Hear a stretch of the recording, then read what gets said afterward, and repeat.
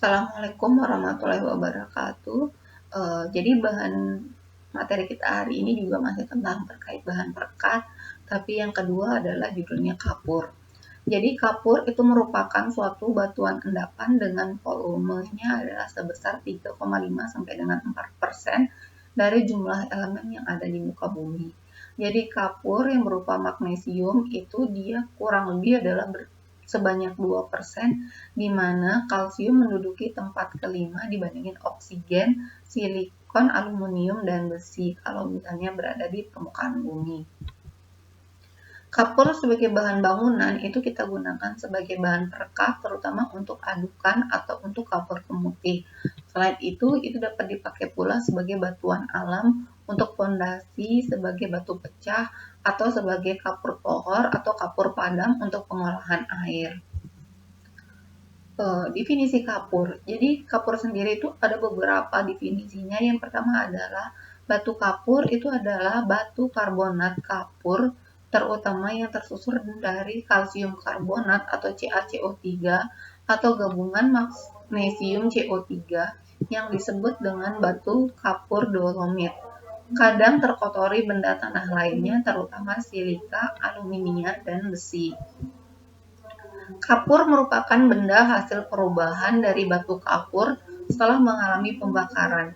Biasanya kita bedakan dalam dua macam. Yang pertama adalah kapur pohor atau quicklime dan kapur padam atau kapur hidrat.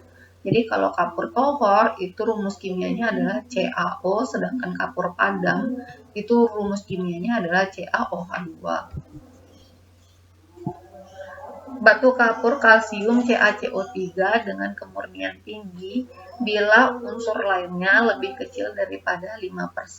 Ini adalah untuk jenis-jenis batu kapur. Batu kapur magnesia atau CaCO3, magnesium CO3, bila mengandung 5-20% magnesia, magnesium karbonat. Selanjutnya adalah batu kapur dolomite.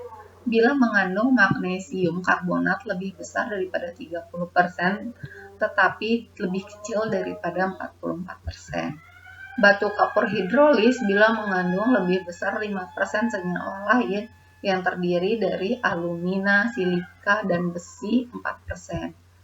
Marble atau batu kapur yang tercampur dari tanah liat didapat dalam bentuk gumpalan lunak dan mudah terlepas. Batu kapur jenis ini biasanya digunakan sebagai bahan dasar semen. Marmer dan batu kapur padat. Umumnya dia mengandung bermacam-macam senyawa lainnya yang nanti akan terbentuk dari metamorfose sehingga dia akan mempunyai warna yang bermacam-macam. Bentuk kristal yang berbeda-beda dan keadaan yang padat serta keras. Inilah beberapa jenis-jenis batu kapur.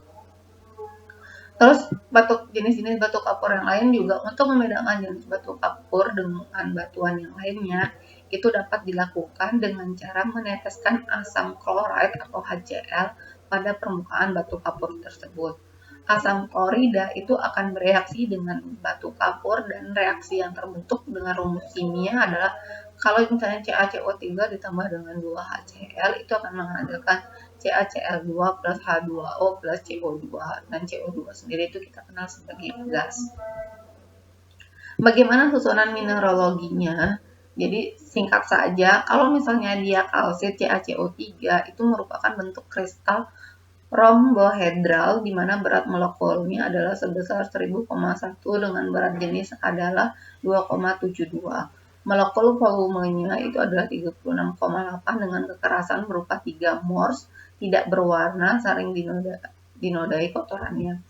Selanjutnya aragonit atau CaCO3. Bentuk kristal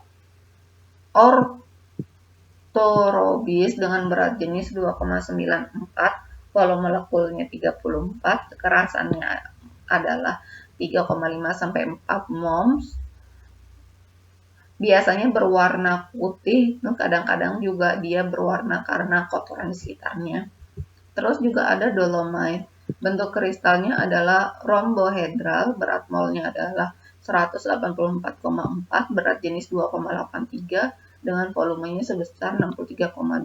Kekerasannya sebesar 3,5 sampai 4 moms, tidak berwarna atau putih, tetapi juga sering kuning atau coklat muda. Terus ada magnesit, bentuk kristal rombohedral, berat molekulnya adalah 84,3, berat jenis 3, molekul volumenya 28,1 dengan kekerasan 3,5 sampai 4,5 moms, warnanya putih, coklat atau juga coklat muda. Nah, pembagian batu kapur berdasarkan pemakaian sebagai bahan perekat. Yang pertama, batu kapur kalau misalnya untuk kadar CaCO3 tidak boleh kurang dari 95% dengan kandungan sisa 5% dari benda lainnya. Kalau kapur magnesia itu bila kadar MgO-nya lebih dari 5% sampai dengan 20%. Kalau untuk kapur dolomite itu adalah batu kapur yang mengandung MgCO3 antara 40 sampai dengan 44% dan CaCO3 di antara 54 sampai dengan 58%. Terus untuk kapur hidrolis itu adalah kapur yang mengandung kotoran tanah seperti oksida besi, alumina, dan silika dengan perbandingan antara kapur dan oksida pengotor yang ketiga tadi itu kurang dari 6 atau lebih dari 3%. Atau nanti hitungannya adalah CaO dibagi dengan SiO2 ditambah Fe2O2 plus aluminium 2O3 itu nilainya adalah kurang lebih 3-6. Nah, proses pengolahan kapur. Jadi kalau proses pengolahan kapur yang pertama adalah kita mulai dari penambangan kapur terlebih dahulu, kemudian dilakukan pemecahan kapur, melakukan pemilihan ukuran butiran. Kalau dia besar, dia sebesar 10 sampai 20 cm. Kalau dia ukuran kecil adalah 0,5 sampai 6 cm. Terus dilakukan pembakaran atau kalsinasi, itu bisa menggunakan tungku tegak atau tungku putar. Kemudian dilakukan pendinginan kapur tohor. Kemudian kapur tohor kita giling dengan halus. Kemudian kita lakukan adalah pemadaman atau hidrasi. Nah, pemadaman ini ada dua proses. Jadi proses yang pertama itu adalah bisa melakukan dengan proses basah. Yang kedua bisa dilakukan dengan proses kering. Pertama yang kita bahas itu adalah proses basah. Yang pertama dilakukan dulu pengeringan kapur padam. Kemudian dibentuklah atau dibuat bubur kapur padam. Selanjutnya akan terbentuk kapur padam halus. Kalau untuk proses yang kering, yang pertama itu adalah pengeringan kapur padam, yang kedua adalah kapur padam terbentuk butiran kasar. Pemilihan dan penggalian untuk kapur. Jadi pemilihannya itu didasarkan pertama adalah kadar kalsium karbonat yang tinggi, terus keporian, kekerasan, dan kandungan zat pengotor. Itu adalah dasar bagaimana kita memilih kapur. Terus cara penggalian yang pertama adalah itu tergantung dari kapasitas produksi kita, kemampuan alat, dan skala perusahaan. Jadi persiapan pemecahan batu kapur. Yang pertama adalah kita lakukan dulu persiapan batu kapur hasil penggalian ditimbun di dekat tungku pembakaran. Terus yang kedua adalah pemecahannya. Untuk industri kecil dipecah dengan tenaga manusia pakai palu dengan ukuran 5 sampai dengan 15 cm untuk tungku ladang dan 10 sampai dengan 20 cm untuk tungku tegak. Industri besar biasanya menggunakan jau keras, giratori keras atau sejenisnya dengan ukuran bisa sampai 7 sampai dengan 15 cm untuk tungku tegak dan 7 cm bila menggunakan tungku putar. Jadi ini adalah contoh kegiatan penembangan dan contoh pemecahan batu kapur. Selanjutnya adalah proses pembakaran. Pembakaran dimaksudkan untuk melepaskan karbonat sehingga terbentuklah kalsium oksida atau magnesium oksida. Cara pembakaran ada dua macam. Pertama adalah pembakaran api campur. Batu campur dan bahan bakar dicampur dengan tungku bersama-sama. Bahan bakar, kayu bakar, batu bara, serta yang mengandung minyak, oil shale. Selanjutnya adalah pembakaran api terpisah dilakukan dalam dapur kontinu menggunakan bahan bakar cair atau gas. Kemudian ada beberapa jenis tungku pembakaran. Jadi yang pertama adalah tungku cubluk sederhana, tungku cubluk disempurnakan, cubluk persegi, dan yang terakhir adalah tungku tegak. Jadi ini adalah beberapa contoh atau sketsa gambar daripada tungku cubluk sederhana. Jadi kalau tungku cubluk sederhana dia hanya terbentuk dalam tanah yang digali, kemudian nanti ada lubang apinya untuk dimasukkan apinya. Jadi dia hanya sederhana saja.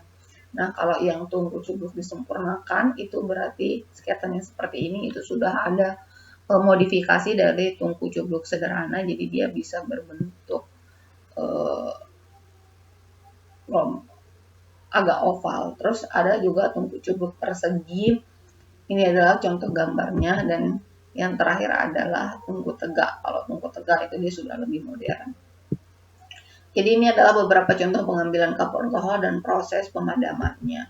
Nah, selanjutnya itu adalah proses pembakaran. Proses pembakaran adalah untuk merubah sifat batu kapur dari bentuk karbonat menjadi oksida.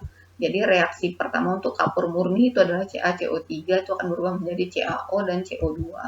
Untuk kapur magnesia atau dolomite yaitu adalah CaCO3, MgCO3 akan berubah menjadi CaO, MgO plus CO2. Suhu disosiasi kapur murni atau CaCO3 pada 900 derajat Celcius, sedangkan kapur magnesia atau MgCO3 itu pada suhu 700 derajat Celcius. Hal penting dalam melakukan pembakaran itu yang pertama adalah bila butir batu kapur terlalu besar, maka bagian kulit lebih cepat melepas CO2, sedangkan bagian dalam lebih lambat. Bila suhu pembakaran terlalu tinggi, bagian kulit molekul oksidanya akan memadat atau terbakar lewat overburden, akan sukar padam. Terus bila kapur padat yang dibakar mengandung magnesium CO3 yang suhu disosiasi lebih besar dari CaCO3 yang akan menghasilkan yang pertama adalah bila suhu pembakaran sedikit di atas 700 derajat Celcius, yang terurai itu hanya MgCO3 yang akan membentuk MgO dan CaCO3 belum berubah.